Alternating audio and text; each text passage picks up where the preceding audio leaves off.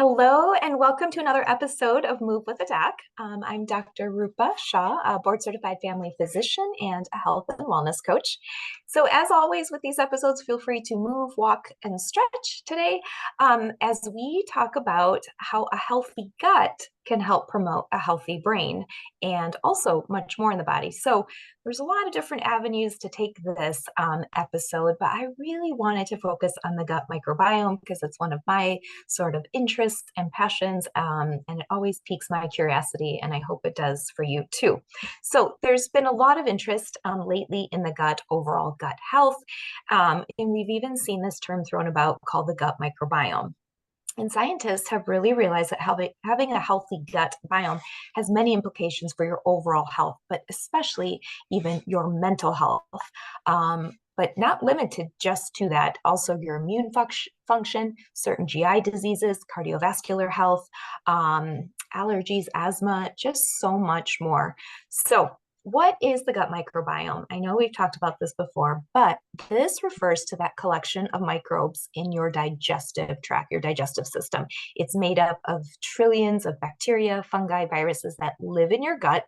And together, this makes up this gut microbiome concept. And it's felt to be its own living, functioning organ almost, is what we're like to think of it as now. So it's having your own tiny changing ecosystem that lives within you. So again, we're beginning to realize all the health implications of the microbiome, especially in conditions such as obesity, diabetes, irritable bowel syndrome, inflammatory bowel disease, depression, which we'll get to, and even cardiovascular health. Again, you are born with a certain gut microbiome, but evolves over time as you grow, you change, it diversifies. That's the key. We want diversity in our gut biome to include more kinds of microbial species. So diversity is the key word here again. The higher your microbiome diversity is, it sort of implicates better health outcomes for you. Now, when there is balance between the healthy and the unhealthy microbes in your gut, we call this gut symbiosis. And again, the opposite holds true. When there is a imbalance in your gut microbiome, or what we call gut dysbiosis, this can lead to these certain disease states. The gut biome is very unique just to you. And again, it's a complex interaction between diet, environment, and then certain other genetic factors as well. Now, one very important implication of a healthy gut-brain connection is the effect that the gut biome has on our brains and our mental health. And this is really being looked at a lot recently. So it's important to realize that our gut is actually connected to our brains through millions of nerves. So this is a very strong gut-brain connection, which is actually really amazing and why it's receiving so much attention right now and so much research. So what that means is that our gut microbiota, that collection of bacteria and viruses, fungi that we're talking about, can really influence our central nervous system by alterations in the release of different neuroendocrine hormones and neurotransmitters that then go to our brain. So serotonin, which is that feel-good chemical, is one of the neurotransmitters that's actually made mostly in the gut. I always find that really fascinating, right? Because we think of serotonin as a brain, hormone, but really it's mostly made in the gut. Serotonin helps boost our moods, can help ward off anxiety, depression. So what this kind of translates to is that a really balanced gut microbiome can actually maybe lead to a healthier mental health and a brighter mood for you. We also know that dysfunction in GABA signaling is also implicated in anxiety, depression, and other mental health conditions as well. So beneficial bacteria that live in our gut, lactobacillus is one of them. Bifidobacterium is another common component of the gut biome. These all convert the amino acid glutamate into GABA. So again, our gut biome plays a critical role in our mental health. And again, if there is gut dysbiosis and there's just dysfunction in the gut, then perhaps this signaling isn't really working optimally for us. So just stop and think about that for a second. How we nourish ourselves how we nourish ourselves can really actually nourish our brains as well. And so it just gives that new meaning. And I've said this before, but you are what you eat. It's actually really true.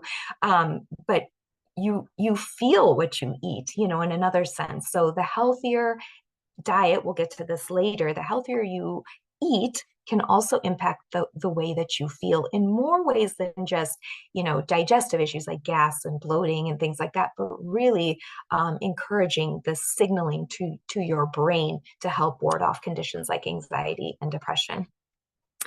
I wanted to segue just a little bit into, again, how gut health is implicated in even obesity.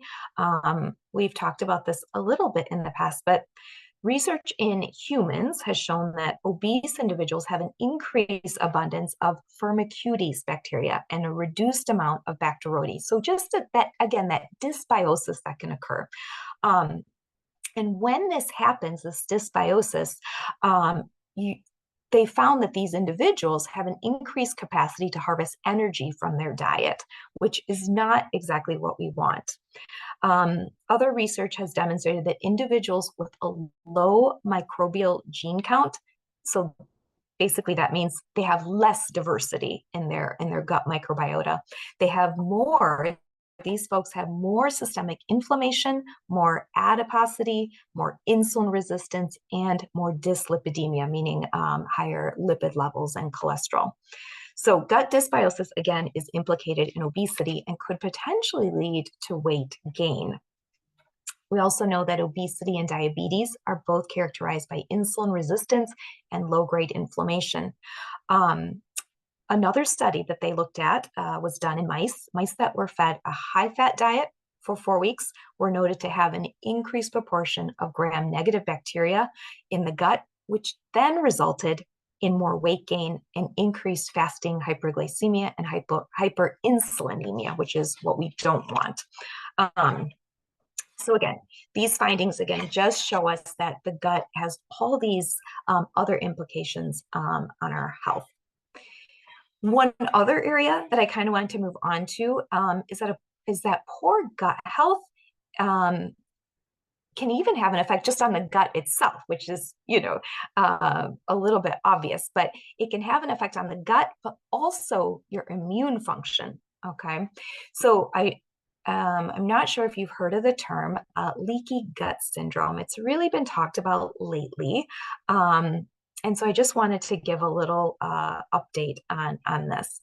So everyone's gut is semi-permeable. I mean, the mucus lining of our gut is supposed to absorb water and nutrients.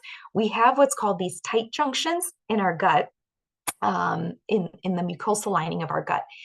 But there's some thought that some people have this increased intestinal permeability, what we call hyperpermeability, meaning that their gut might be allowing more than just water and nutrients through. And that's this concept of a leaky gut, okay? It's hard to prove, but part of the job of the intestinal lining is to act as a barrier, okay, against bacteria and other infectious agents in the gut. So studies have shown that people with gastrointestinal diseases, things that they've looked at as like irritable bowel, inflammatory bowel, have these leaky guts that let through these larger molecules, potentially toxic ones. When these toxic molecules sort of get through that tight junction and enter your bloodstream, your body triggers this inflammatory response that can manifest in certain disease states. Like I mentioned, irritable bowel syndrome, inflammatory bowel, maybe even celiac disease. So the idea is that these toxins from your intestines leak into your bloodstream, cause this inflammatory response, and then you get these chronic low-grade inflammatory conditions. And again, this can be a factor, people are thinking, even in conditions like diabetes, arthritis, chronic fatigue syndrome, asthma, fibromyalgia. A lot of this is very unclear, but people are looking at how potentially a leaky gut can contribute to these conditions and maybe make them worse. Okay, so we've talked a lot about the gut biome and how it could be, implicated in different health conditions. But let's talk about what really matters, which is how can you positively alter your own gut microbiome? Because that's in essence what we want. We want a healthy brain, we want a healthy immune system, we want a healthy gut. So what can we do to alter this? One of the first things that comes to mind is probably taking a probiotic. And this is actually a really good one. Probiotics contain live bacteria similar to the bacteria in our gut. So they really do help restore that gut balance. So I always recommend a probiotic to patients who are having these types of issues. The most common probiotics contain lactic acid producing bifidobacterium and lactobacillus. And these are two of kind of the most common components of a healthy gut biome. They can be especially important to prevent antibiotic-associated diarrhea. So anytime your provider gives you an antibiotic, it's a good idea to take a probiotic. You can also increase your intake of probiotic foods. Yogurt, kefir, which is a fermented probiotic milk drink, sauerkraut, another fermented food, tempeh, which is a fermented soybean product, kimchi is another. It's a fermented Korean spicy cabbage dish. Miso, which is also fermented soybeans, and then kombucha, you may have heard of, which is a fermented tea drink. So these are just types of foods that you could eat to improve your gut biome. The other thing you can do is eat not probiotic foods, but prebiotic foods. Prebiotics, what that means is they're not digested in the upper GI tract, and then they're fermented. So that means your intestinal bacteria kind of use them as their food source. And this stimulates more beneficial bacterial growth and diversity. Remember, we want diversity in our gut. So this has a positive effect on our gut health. So prebiotic rich foods, things like artichokes, bananas, asparagus, oats, barley, apples, things that you might be eating anyways in your regular diet. Again, eating all those other fermentable foods like we mentioned, yogurt, sauerkraut, kefir, these all contain good bacteria too. So if you do a combination of probiotic, prebiotic, you're promoting an overall healthy gut. We talked about a lot about diversity. So the third point I want to make is that eating a healthy and diverse range of foods also just leads to a diverse microbiome. So that makes sense. So if you want a healthier gut, eat a lot of different types of foods.